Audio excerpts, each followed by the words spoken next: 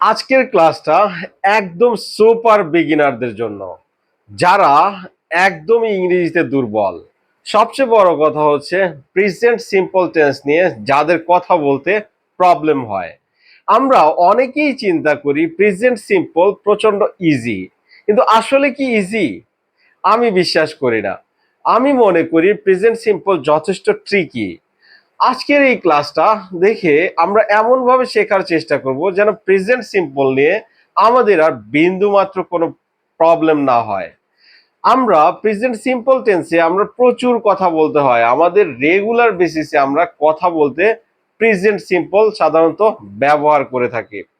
কিন্তু present simple অনেকটা tricky দেখে আমরা বুঝতে পারি না যে এই জায়গাতে কোথায় প্রবলেম। অনেকে আমরা চিন্তা করি এটা খুব সহজ, তাই এটা বাদ দিলেও চলবে, কিন্তু আসলে না।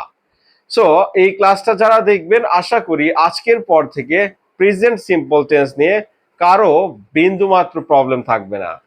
চলুন দেখা যাক। প্রেজেন্ট সিম্পল হচ্ছে আমরা সাধারণত যেই কাজগুলো করে থাকি সেটাই প্রেজেন্ট সিম্পলের আওতায় আসে। যেমন আমি হাঁটি, তুমি হাঁটো, তোমরা খেলো, আমি নাচি, আমি অফিসে যাই, আমি অফিস থেকে আসি, আমি খাওয়া দাওয়া করি, আমি ঘুমাই, আমি সকালে উঠি।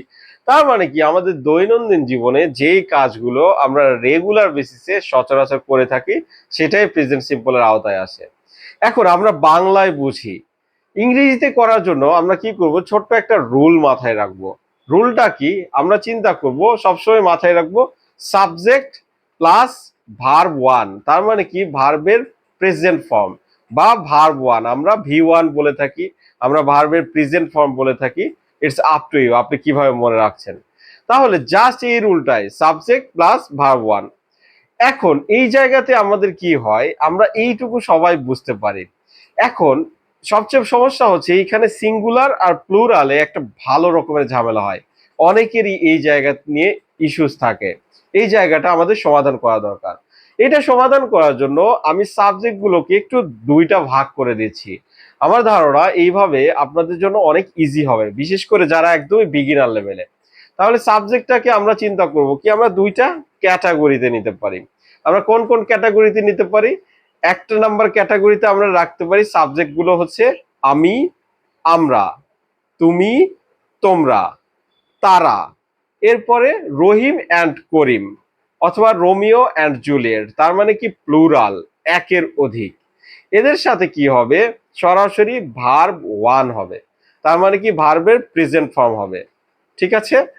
আরেকটা রুল নাম্বার টু হলো, সাবজেক্ট যখন হি, শি, ইট অথবা সিঙ্গেল নেম, যেমন আমরা যদি চিন্তা করি রোমিও একজন, যদি আমরা বলি শুধু জুলিয়েট একজন, কিন্তু যদি বলি রোমিও এবং জুলিয়েট তখন কি হবে, তখন কিন্তু প্লুরাল নেম।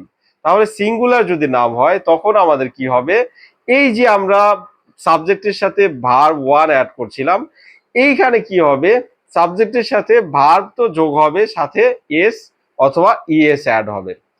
এখন আমরা এই জায়গাটাকে আমরা একটু ঠিক করার চেষ্টা করি। আমরা মানুষ রিলেটেড অনেকেই বুঝতে পারি, আমরা একটু ছোট্ট করে দেখার চেষ্টা করি। আমরা যখন প্রেজেন্ট সিম্পলে বলবো, আমরা একটা রুলই মাথায় রাখতে পারি। যেমন আমরা কি রাখতে পারি, আমি হাঁটি। এখন আমি হাঁটি, এটা কি নর্মালি বোঝা যাচ্ছে সাধারণত আমরা এই কাজটা করে থাকি। তাহলে আমাদের রুল কি, এটা বোঝা যাচ্ছে প্রেজেন্ট সিম্পল। তাহলে আমাদের আমি যেহেতু হাঁটি, তাহলে কে হাঁটে, কে দিয়ে প্রশ্ন করলে আমরা সরাসরি সাবজেক্ট পাবো, কে বা কারা দিয়ে। তাহলে কে হাঁটে, আমি। তাহলে আমাদের রুল কোনটা? এক নম্বর রুল। এক নম্বর রুলে আমাদের কি আছে, আই। আমি হাঁটি, আমার ইংরেজি কি, আই, তাই তো, আমি আই। এর সাথে আমরা কি করব, ভার্ব ওয়ান, হাঁটার ইংরেজি কি, ওয়াক। ঠিক আছে, রুল এক। এখন এরপরে যদি আমরা না বাচকে যাই, এটাতে আমরা কি করব, যদি বলি আমি হাঁটি না, তাহলে আমরা কি বলবো, আই ওয়াক। এখন আই নট ওয়াক তো আর হবে না, তাহলে আমরা কি করব, একটা ডু অক্সিলারি ভার্ব বসিয়ে নিব। তখন আমরা না বাচকে কি করব, আই ডু নট ওয়াক। এখন আমি যদি বলি আমি দৌড়াই, তাহলে কি হবে, কে দৌড়াই, আমি। তাহলে রুল নাম্বার ওয়ান, তাহলে আই রান। আমি দৌড়াই না, আই ডু নট রান।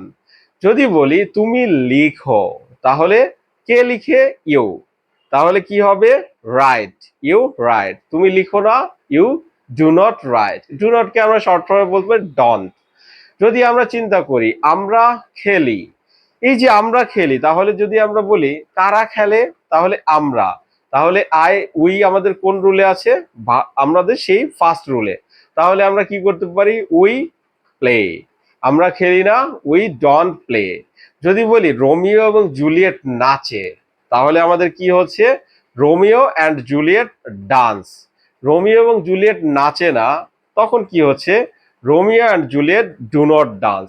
তার মানে কি, আমাদের রুল ওয়ানে যেগুলো আমরা ইউজ করেছিলাম, আই, উই, ইউ, ইউ অথবা দে অথবা মোর দ্যান ওয়ান নেম, তার ক্ষেত্রে আমাদের কি হচ্ছিল, ভার্বের সাথে কোনো কিছু যোগ হচ্ছিল না, না বাচকে ডু নট অ্যাড করছিলাম। কিন্তু প্রবলেমটা দাঁড়ায় যখন আমরা হি, সি, ইট অথবা সিঙ্গেল নেম ইউজ করি। আমরা একটু শেখার চেষ্টা করি। যদি বলি সে হাঁটে, তাহলে আমাদের প্রথমে চিন্তা করতে হবে কে হাঁটে, সে। তাহলে আমাদের রুল নাম্বার 2। তাহলে রুল নাম্বার 2 তে আমাদের কি আছে আমরা একটু দেখি, হি, সি, ইট অথবা সিঙ্গেল নেম, তার সাথে আমাদের কি হবে, ভার্বের সাথে এস অথবা ইএস হবে। তাহলে যেহেতু কে হাঁটে, সে, তাহলে হি ওয়াক্স। ঠিক আছে। নাবাচকে আমরা কি করব, নাবাচকে গিয়ে আমরা যেটা করব, আগেরটাতে তো আমরা ডু ইউজ করেছিলাম, কিন্তু হি, সি, ইট অথবা সিঙ্গেল নেমে আমরা কি করব, ডাজ ইউজ করব। কারণ ডু এর সাথে অলরেডি ইএস অ্যাড হচ্ছে, পরে আর ভার্বের সাথে দরকার নাই। তাহলে নাবাচকে আমরা কি করব, যদি বলি সে হাঁটে, হি ওয়াক্স। সে হাঁটে না, হি ডাজ নট ওয়াক। যদি আমরা চিন্তা করি সে বলে, তাহলে কি হচ্ছে, হি সেজ। সে বলে না, হি ডাজ নট সে। যদি আমরা চিন্তা করি জুলিয়েট নাচে, তাহলে কি হবে, জুলিয়েট ডান্সেস। যদি বলি জুলিয়েট নাচে না, জুলিয়েট ডাজ নট ডান্স। কিন্তু এখন যদি বলি রোমিও এবং জুলিয়েট নাচে, তখন আমাদের কি হবে, রুল নাম্বার 1। তাহলে রুল নাম্বার 1-এ কি আছে, ওই যে প্লুরাল, একের অধিক, তাহলে Romeo and Juliet dance. Romeo এবং জুলিয়েট নাচে না, Romeo and Juliet do not dance. কিন্তু যদি বলি রোমিও খেলে, তাহলে কি হবে, একজন, তাহলে rule number 2, Romeo plays. Romeo খেলে না, রোমিও ডাজ নট প্লে। এই পর্যন্ত গেল। আমরা মানুষ রিলেটেড পর্যন্ত আমরা সাবজেক্ট ইজিলি ব্যবহার করতে পারি, কিন্তু সাবজেক্ট কখনো কখনো চেঞ্জ হয়, প্রবলেমটা দাঁড়ায় সেখানেই।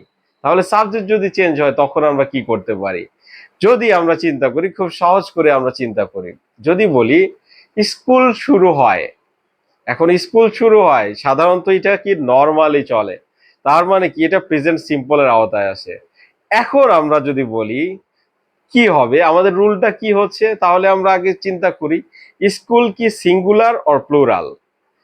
স্কুল শুধু একটা স্কুল, তাহলে আমরা চিন্তা করব কি, ডেফিনেটলি এটা রুল 2, হি, সি, ইট অথবা সিঙ্গেল নেম।